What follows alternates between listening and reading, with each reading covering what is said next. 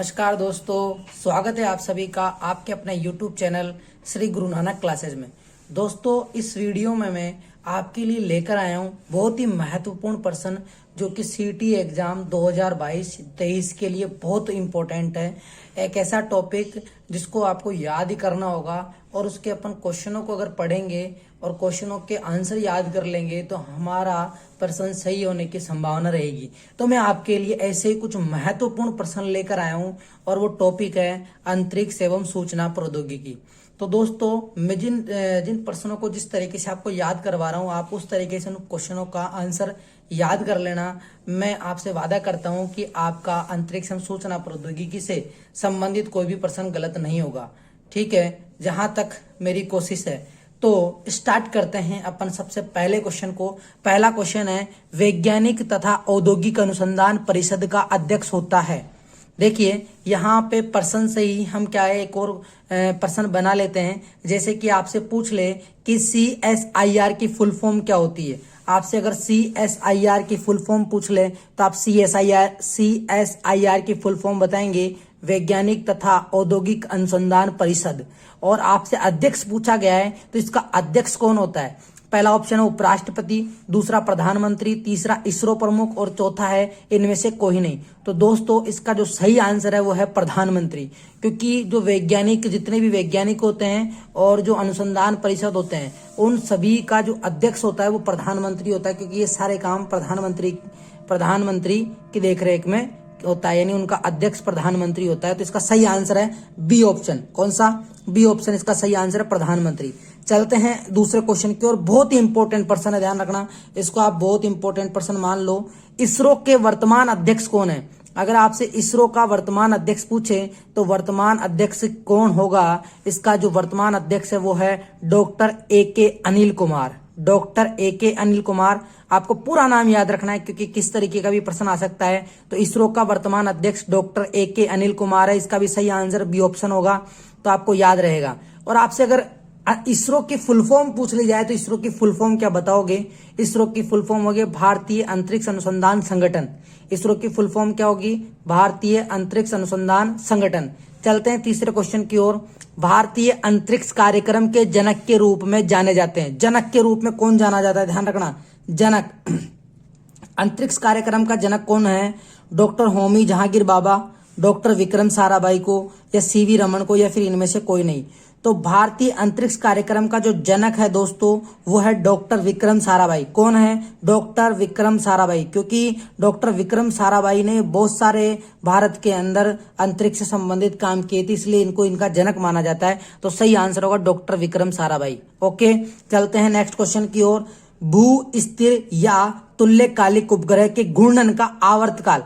आवर्तकाल मतलब क्या होता है? आवर्तकाल का मतलब है कि एक चक्कर पूरा करने में कितना समय लगता है, और किसको? भू स्तर या तुल्यकालिक उपग्रह को कितना समय लगता है। तो जो अपना स्टेशनरी सैटेलाइट जो होता है उसको एक चक्कर पूरा करने में 24 घंटे लगते हैं, क्योंकि पूरे 24 घंटे के अंदर ही वो चक्कर लगा के आता है। तो भू स्तर और पृथ्वी का घूर्णन जो है वो 24 घंटे ही है, तो यहाँ पे 24 घंटे इसका सही आंसर होगा। ठीक है, 24 घंटे। नेक्स्ट क्वेश्चन, कृत्रिम उपग्रह में विद्युत ऊर्जा का साधन है। कृत्रिम उपग्रह, कृत्रिम यानी जो आर्टिफिशियल सैटेलाइट होते हैं उसमें विद्युत ऊर्जा का साधन कहां से, विद्युत ऊर्जा कहां से मिलती है? आपसे इस प्रश्न में पूछा गया है कि विद्युत ऊर्जा कहां से मिलती है, उसका साधन क्या है। तो पहला ऑप्शन है ताप विद्युत पुंज थर्मोपाइल, दूसरा ऑप्शन है सौर सेल, तीसरा ऑप्शन है छोटा नाभिकीय रिएक्टर, और डायनेमो। देखो, जनरेटर वगैरह तो कहाँ लगाएंगे? सैटेलाइट में, तो ये भी नहीं होगा।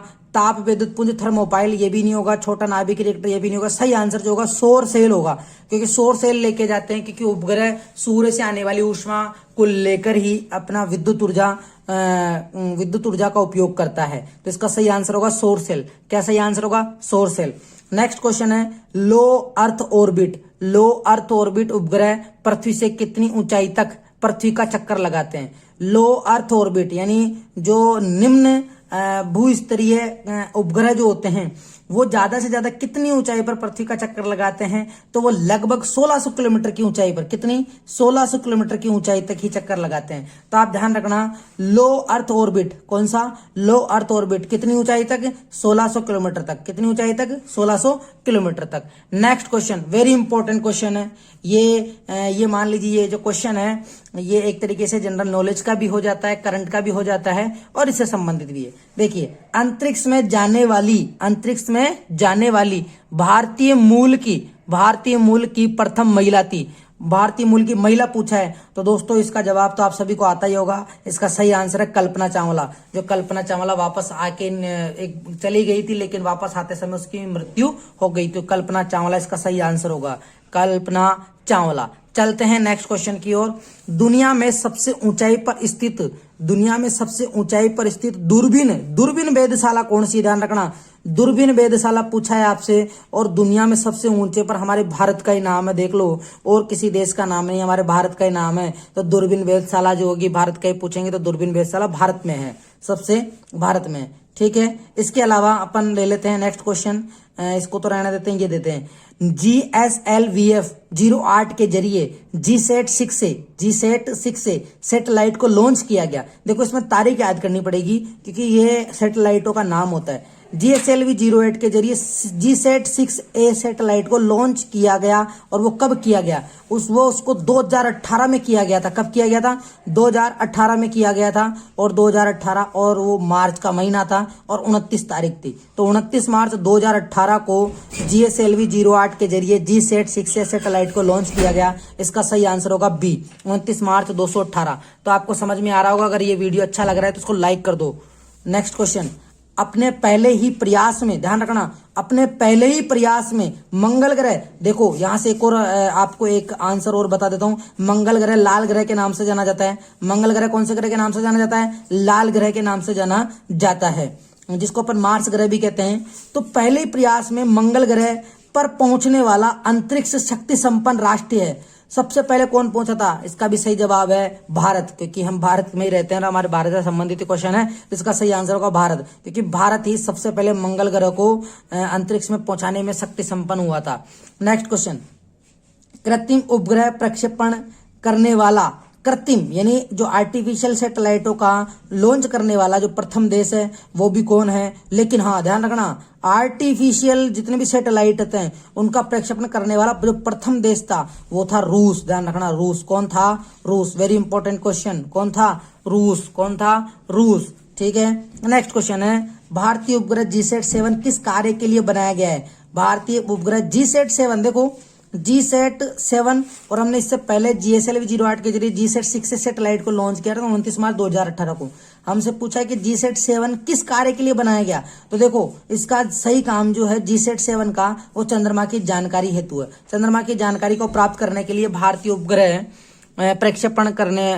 उपग्रह GSAT 7 का जो काम है वो चंद्रमा की जानकारी प्राप्त करना है। ठीक है दोस्तों, ये क्वेश्चन आपको समझ में आए? ये इसमें मैंने आपको कुछ महत्वपूर्ण प्रश्न बताए हैं। ऐसे ही मैं नेक्स्ट वीडियो लेकर आऊंगा जिसमें भी मैं अंतरिक्ष एवं सूचना प्रौद्योगिकी से संबंधित महत्वपूर्ण प्रश्नों को आपको याद करवा दूंगा। तो आप अगर मेरे चैनल पर नए हो तो इसको सब्सक्राइब जरूर कर लें और इस वीडियो को अपने दोस्तों के साथ जरूर शेयर करें, क्योंकि ये वीडियो बहुत महत्वपूर्ण है। अगर आप कम समय में अच्छे नंबर लाना चाहते हो तो मेरे इन वीडियो को जरूर देखें। Thank you.